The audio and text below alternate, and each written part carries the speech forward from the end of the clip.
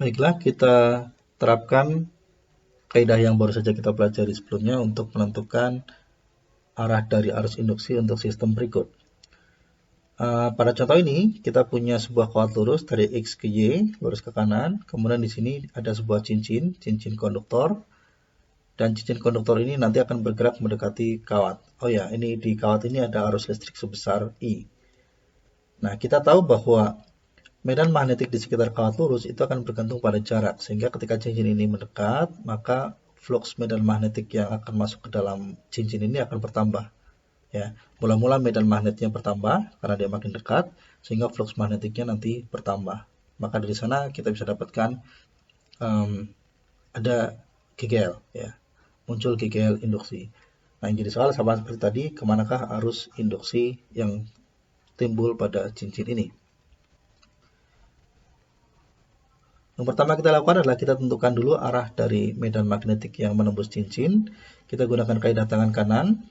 Ini berbeda dengan yang sebelumnya. Kalau ini, kalau kita punya kawat yang melengkung, maka arah ibu jari itu arah medan dan arah empat jarinya adalah arah arus. Nah, kalau kita punya kawat lurus seperti ini, maka dibalik. Arah ibu jari itu adalah arah arus, maka dan arah empat jari ini akan menyatakan arah medan magnetik.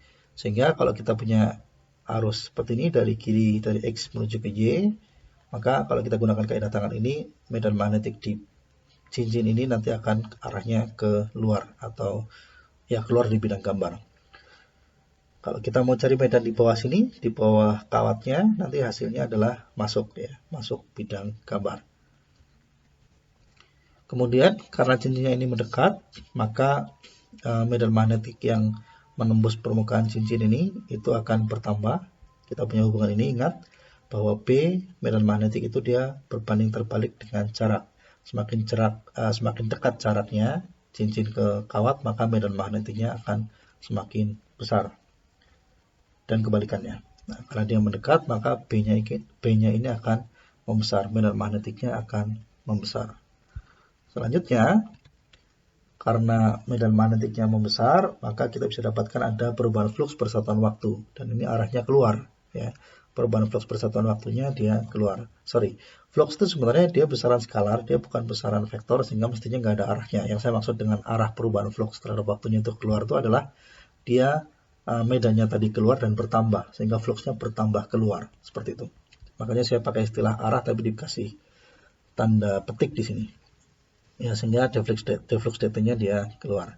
Nah, selanjutnya tinggal kita terapkan hukum Lenz. Nanti B induksinya dia harus berarah kebalikannya, yaitu ke arah dalam. Ya, B induksinya ke arah dalam. Karena deflux data-nya tadi ke arah luar bidang. Oke, jadi B induksinya masuk bidang gambar. Selanjutnya, untuk menentukan arus induksi, kita hanya perlu menerapkan kaidah tangan kanan. Ini diingat-ingat ya, kalau kawatnya melengkung berarti yang jadi arus itu yang arah keempat jari, sementara B-nya itu ditentukan oleh arah ibu jari. Tinggal kita terapkan kaidah tangan kanan ini ke atas sana. Kalau B-nya keluar, maka arusnya kemana? Oke, jawabannya adalah seperti ini. B induksinya ke dalam, ini cross ya, B-nya ke dalam. Ya, B-nya ke dalam. Kalau B-nya ke dalam, maka arus induknya nanti akan begini, searah jarum jam. Oke, jelas ya. Jadi yang krusial di sini adalah langkah 3 dan langkah 4. Ya, langkah 3 itu menentukan arah perubahan fluxnya, arah 4 itu B induksi, itu adalah kebalikan dari arah perubahan fluxnya tadi, perubahan flux terhadap waktu. Sementara yang dari 4 ke 5 ini hanya perlu kita terapkan kaidah tangan kanan. Sekarang saya punya contoh yang selanjutnya, contoh kedua. Kita punya situasi begini, ini ada sebuah kawat yang dibentuk seperti huruf U yang warna biru ini, ya, mirip seperti rel. Ya. Kemudian di sini ada sebuah kawat lurus yang warna merah, ini sama-sama konduktor yang biru maupun yang merah. Kemudian di dalam sini itu ada medan magnetik yang arahnya misalnya ke dalam sebesar B. Arah medan magnetnya adalah ke dalam, masuk bidang gambar. Yang jadi pertanyaan adalah, kalau batang yang merah ini digeser ke kanan, kemanakah arus induksi yang muncul pada batang ini? Ini dasarnya adalah sederhana. Kalau batang XY ini dia bergeser ke kanan, maka luas area ini, luas daerah kotak ini, itu akan bertambah. Kalau luas daerah ini bertambah, maka berarti fluxnya bertambah. Karena B-nya ini ke dalam dan fluxnya bertambah, berarti deflux dt-nya ke arah dalam. Oke, deflux dt-nya ke arah dalam. Kalau deflux dt-nya ke arah dalam, berarti B induksinya kemana? Ya, arah kebalikannya, yaitu ke luar. Ya, arahnya ke luar. B induksinya nanti keluar. Nah, selanjutnya tinggal gunakan kaidah tangan kanan. B induksinya keluar, arah 4 jarinya, searah atau perlawanan arah jarum jam? Oke, betul, perlawanan arah jarum jam.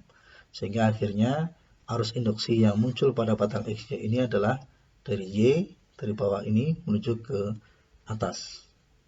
Oke, sekali lagi caranya adalah tadi tentukan arah perubahan flux, laju perubahan fluxnya, deflux dt-nya, bukan arah beneran tapi maksudnya deflux dt-nya apakah kalau medannya bertambah dan dia membesar, ke dalam dan dia membesar, berarti deflux dt-nya ke dalam.